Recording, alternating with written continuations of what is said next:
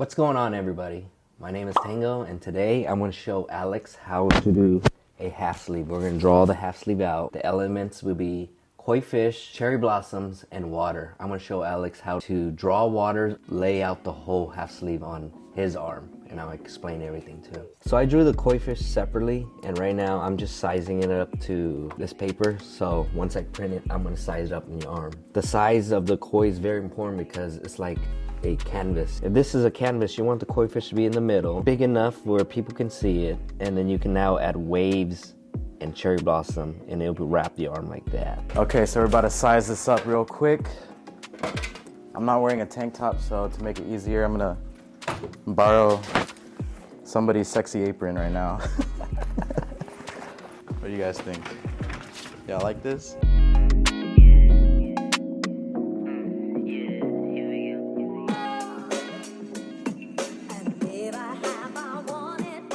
So this is the process every time I start a new sleeve, where there's leg, back, everything. I just have different size koi fish to speed up time, so when it's on camera, I'm like, would this fit or would this fit instead of thing. But if I'm with my client, I'll size it up to their arm like, oh, this is kind of too small. So if it's kind of too small, I'll go up one size and size it up on with their arm again. And they're like, oh, it's too small. Then we're gonna go big. Got you. And same with cherry blossoms. There's a bigger one and a smaller one, and you kind of just lay it against the arm and see like, hey, does big blossom look better on this sleeve or smaller blossom? Some piece has a lot more detail, so you want to go smaller on probably the blossom, but if the piece is kind of more plain and simple, you want to go bigger on the blossom as for background. So I got 3 sizes of koi fish, and we're about to lay it against your arm and see which size is the better size, and then we'll make stencil from there. Before we start on Alex, I want to make sure that his arm is not hairy. That's like,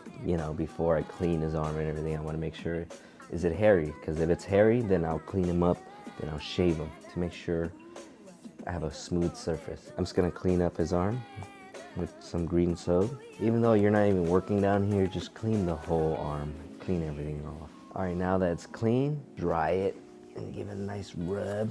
All right, so today's demonstration, I'm gonna be showing Alex how to do a half sleeve. So when I started, I thought a half sleeve would start where the elbow. But after I tattoo down and when I end everything at the elbow, look at your arm, it goes big and then to small. And then if I end at the elbow, it kind of looked like you're wearing a tight shirt, you know what I mean? A little tight shirt that ends right here. And as for me, I look at it, I'm like, dang, look kind of weird. So I started ending my sleeve, my half sleeve a little higher, so it kind of become like a shirt too, like higher, because I don't want it to squeeze in, the art to squeeze in. So I start about, I would say half inch above, depending on, you know, the person's arm. So I just kind of like it where it ends a little bit wider to go with your arm. I pretty much draw my, how would you say it? Like the borders? Yeah, borders before you start stenciling, because you know where to start and end. The top is usually from the armpit to this armpit. You just pull up, straight up. Just pull straight up as high as you can. Look at that. Up, and then the opposite side from here to the back, you just pull straight up. That makes a half sleeve. All right, this is the first option. Your arm's kind of wide, and now I put a koi fish in. I like to usually push it really big because it fills your arm, it makes your arm look bigger. This size is cool, but I would personally go bigger. See, now I feel like it's a little bit better. It kind of goes up near the top. The tail, I can, once I stencil, add it on. It gives me plenty of room for waves and cherry blossoms. So I will go with this size. This is the main piece. The koi fish is the main piece. The cherry blossoms are the fillers. And then after that, I freehand waves background on it. Gotta make the stencil right now. I'm gonna show you how to make the stencil. Once you have the art sized up, it goes through a stencil machine. And this paper will create you the stencil to apply on skin. So I'm gonna show you how to do the first one, and you're gonna do the second one. So I like to rip this paper, this yellow part off. Other people, they leave it on. I just like to rip it off. I lift this up, white side facing up, slide it through here. And then you kind of want to close it right at, as you know, the seam starts, the gluing parts, like right there. To press it down, the paper, art paper, you face it down. Face it down into the front section. And then you just press copy.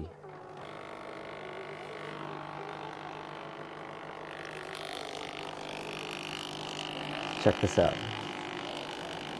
As one paper feeds in, the other paper, yeah. So it's like transferring the ink Yeah. from the paper onto this. Yep. Look at that. Boom. I see. Is that paper blank now? No. Oh, shoot. I'm gonna say, like, what? Yeah. Magic. Okay. So when I first started, I didn't have these machines. So once I get the paper size right, I would take this same paper, the blue part, put this paper on and draw on top so it would transfer to the back of this and apply it on to my client. And if it wasn't the right size or if I messed up on stenciling, that's what happens. I have to redraw it on the back of it and do it again, but then technology got a lot better, so. All right, so that's how I did it. It's your turn, so Okay. we're gonna switch right now. All right, guys, I'm gonna try this out. We're using this.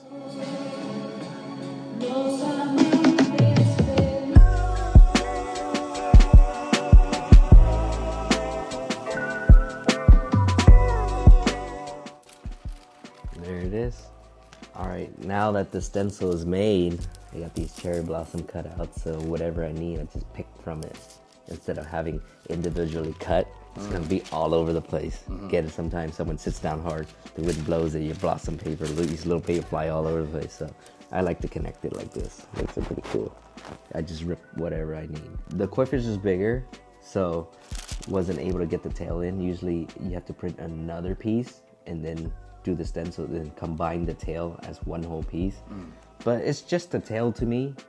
I can draw the tail back on once I laid the stencil down. When it comes down to stenciling, I like to have the koi fish in the middle of his arm because it's just anything centered always looks better. I wouldn't want it to be like kind of straight up, you know what I mean? Look, just looks so stiff if the head and the body look straight up.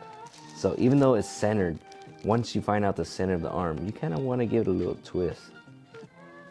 Get it? Like you're twisting it, you're like, maybe a little twist like that's all you need. Maybe a big twist, because a big twist would change up the way that if I twist it like more like this, then I can have a big chrysanthemum, a big lotus coming out of this area, which is fine. If I have a smaller twist, then now it gives me a little for cherry blossoms and waves. So it really, how I lay it down really determines how I draw the background and have my fillers flow with it. And once you find out where you like your stencil to be, I get a marker. I usually do 3 marks, top and bottom. This is the bottom. These marks are for you to line back up.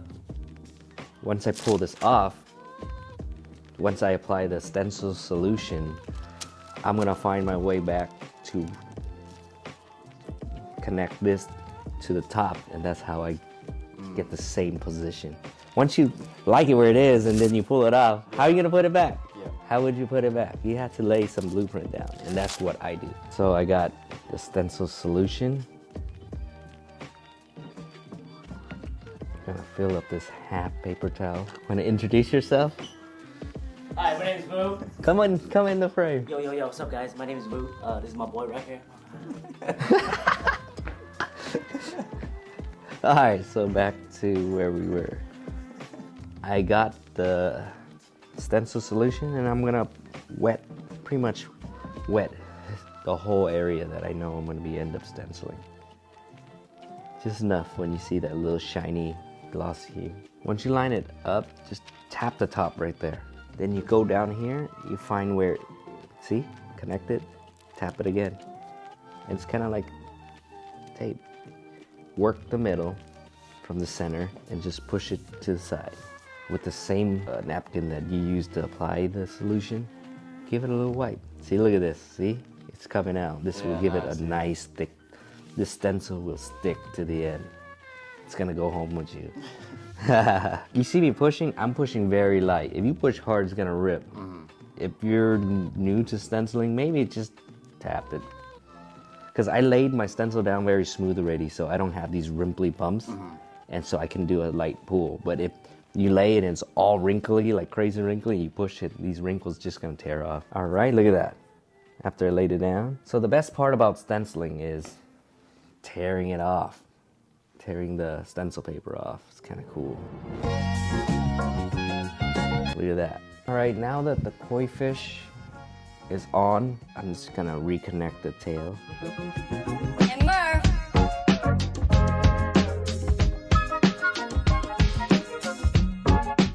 Sometimes I get a fresh half sleeve so I can start the background however I want it to be. See, he already started a back piece which has negatives that are already going into my half sleeve. In that situation, I have to continue their negative to flow into my piece. See, he has a negative here. So I'll pull it out to see what I'm gonna do next. But yeah, now I have to connect this back piece with this sleeve and start tying into everything together. Do I add in the cherry blossom first or the waves? Since cherry blossoms are fillers, I add them last. Yeah. They're supposed to fill up the spots in, you know, areas that you don't use up. So I'm gonna just start tying in the background. So this fish is going this way, and I kind of want to flow all my background with the way that's pointing. So I'm thinking about having one wave crash this way and another wave crash this way. So it's kind of like staggered like this.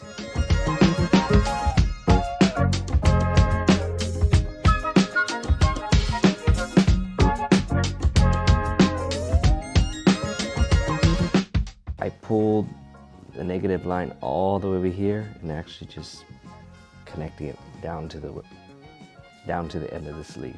So he's gonna have a nice negative line right going through his arm to split the picture up. I'm gonna just add one more wave right here. And Murph. Okay, I like this area so far, and I'll have a negative to go through, and another one right here. I like to add negatives to my piece because it kind of breaks it up a little bit. This is where the fillers come in. This is where the cherry blossoms come in. So yeah, look at this trick. I'm like, okay. Maybe I use this one. Boom. Grab the one you want. This is all connected still. Whoever did the back piece added these lines. I figured you gotta make some changes. So I'm thinking having a cherry blossom in this little gap to block those three lines so it doesn't really interfere into this piece now. So that's one of it, but this up on top is already into my half sleeve. So I'm gonna have the cherry blossom lay in between that background area and over the fin a little bit.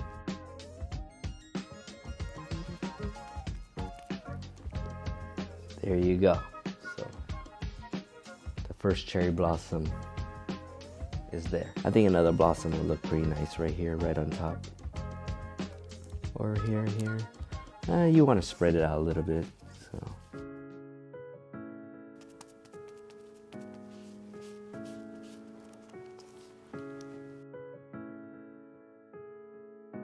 And I was thinking too, like right here. Yeah, this is the part where you just start filling out open areas, then come back and fill it out with a little bit more background.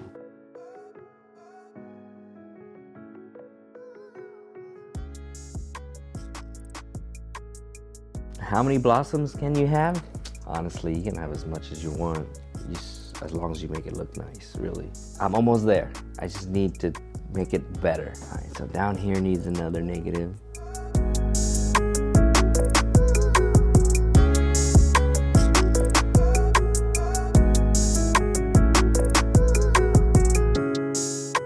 All right, so I feel like all the background, all the blossoms is laid in an area where I'm happy with it. I don't add the scale during the stencil because it makes scales just has a bunch of line and it just gets really messy if you apply it and wipe it off. Just more lines. I like to apply the koi fish alone with no scales, no details. Very simple, so you can get to see the fish. I noticed that if you stencil the koi fish with scales on, it doesn't mold with their body. It doesn't, like, the scale doesn't flow with your arm. It's just there from a stencil that once you apply it, the scale's stuck the way it is too. And it doesn't look nice. I see that freehanding it after on their body, the scale actually curves with their muscles. That makes it look really well, like really sick. All right, so this is how I draw in scales. See the middle of the head? Boom, that's where the first scale starts. Like that. From the center, you go like that. From the center, go the opposite way. Like that. And then from this center, you go to the other center. And you just continue it on. This may look easy, but it's pretty hard. Yeah. It's pretty hard.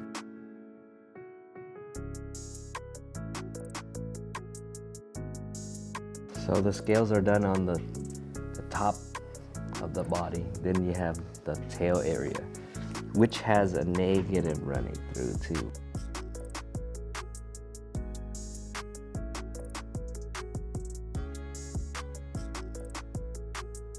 If you feel like you don't understand it yet, then get another color, a different color marker, and then you finalize everything because the scale's blending in with the waves and everything. Then you just kind of want to go back and finalize everything. Here, look, watch how I finalize these waves.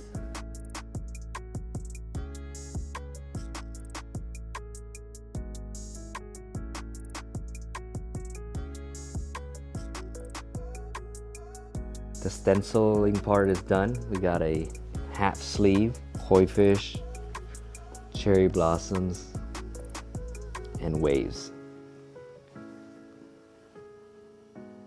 Look at that wave flowing right through.